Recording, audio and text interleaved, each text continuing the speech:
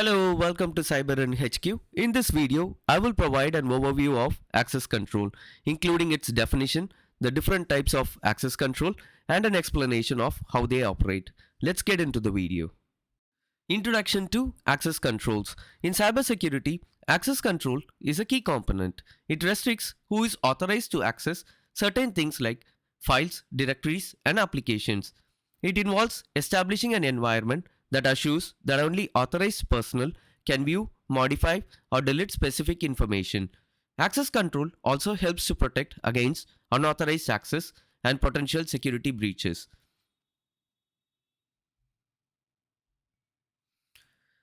The flow of operations that typically takes place when a user tries to access a system or a resource is shown in this diagram. I will also explain each actions in detail. Let us consider this as a user or an individual, and this as a resource. It could be a database or an application.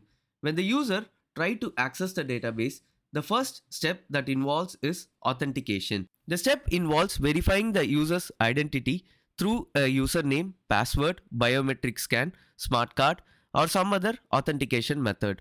The goal is to ensure that the user is who they claim to be. Once the authentication is completed, next comes the authorization. Once the user's identity is confirmed, the system checks to see if the user has the necessary permission to access the requested resource. This step involves comparing the user's clearance, and the clearance means it is determined based on the factors such as user's job role, security clearance, and level of trust within the organization, or permissions against a list of authorized users for the requested resource. And the final process would be access granted or denied. Based on the results of the authorization check, access is either granted or denied. If access is granted, the user is allowed to access the resource. If the access is denied, the user is prevented from accessing the resource. The next one is the subject, objects, and actions. The three main components of the access control process are subject, object, and actions. Individuals or groups are called as subjects, whereas files or folders are objects. The key point is that subject will perform actions to access the object, and access controls will govern that access. In this diagram, user is the subject and database is the object. When user performs an action to access the database, the access control checks the permission. If the user have authorized access, and the user can access the database. If the user does not have an authorized access, then the access is denied.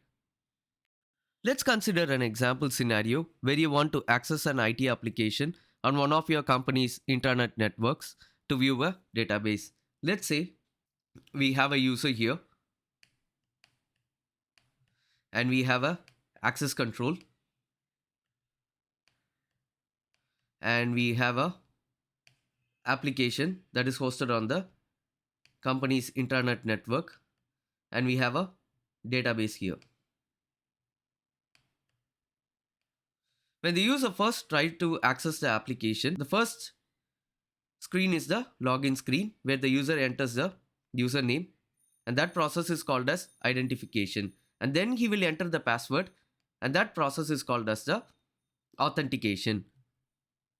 Once a user is authenticated, the access control system checks the authorization or access privileges that the system admin has set for the user. If the user has necessary permissions, he can access the application to view the database. The next one is the types of access control. Physical access control is a security measure that restricts access to physical locations such as building or room, or by using various techniques like ID badges, biometric scans, or security guards. This helps prevent unauthorized individuals from entering restricted areas. And the next control is the administrative access control that involves limiting the privileges and permissions of users within an organization.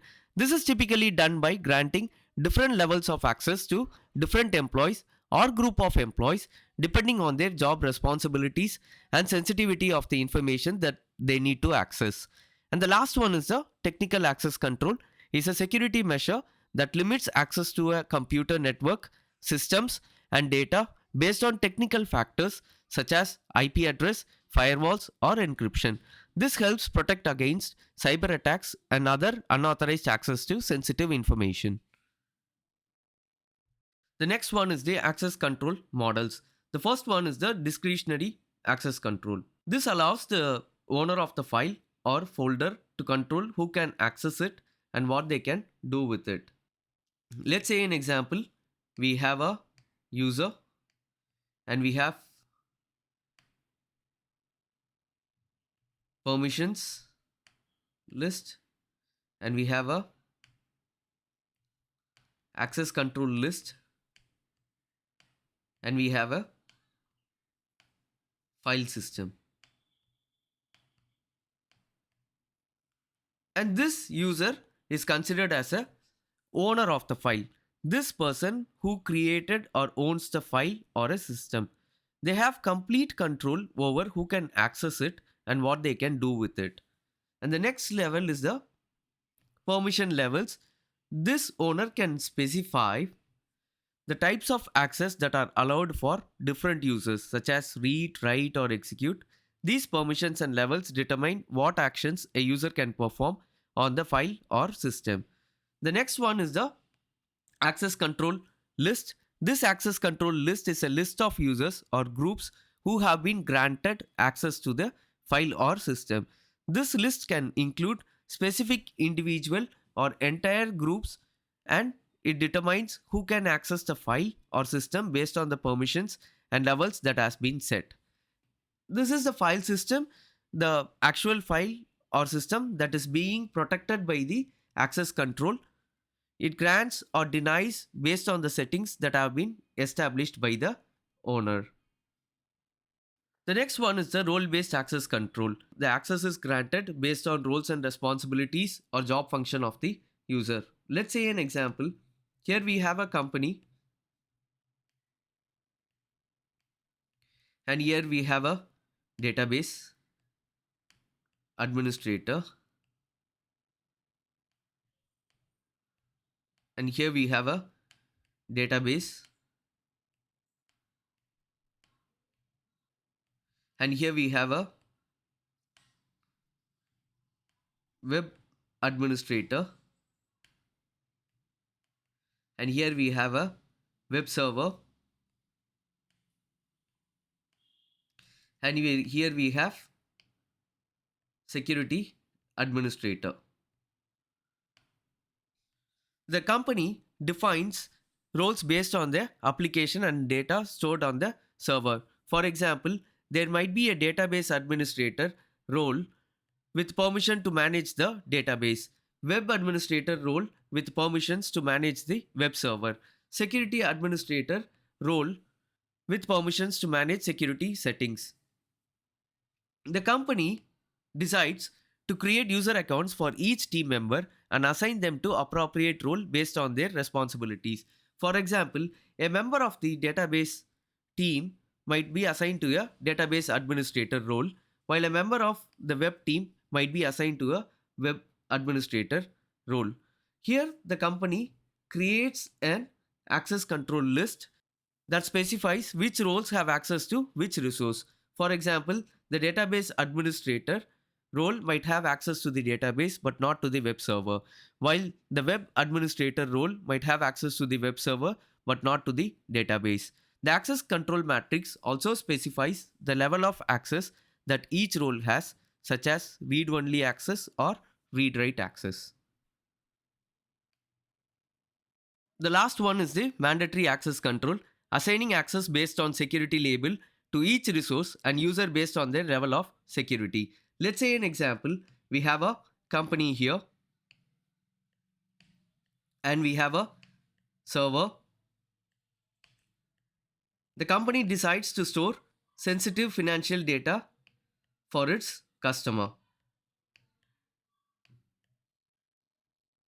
And the company has implemented MAC in the server to control access to the data based on the sensitivity of the information. This MAC will contain security labels. Each file or directory on the server is labeled with a security classification such as highly sensitive, sensitive, or non sensitive. And it will also have user clearance. Each user on the server is assigned a security clearance level based on their job responsibilities, background checks, and other factors. For example, a user might have highly sensitive clearance, which allows them to access files labeled as highly sensitive or sensitive, but not non sensitive files. And this Mac will also have access control policies. The company has predefined access control policies that determine which users are allowed to access which files based on the security labels assigned to them.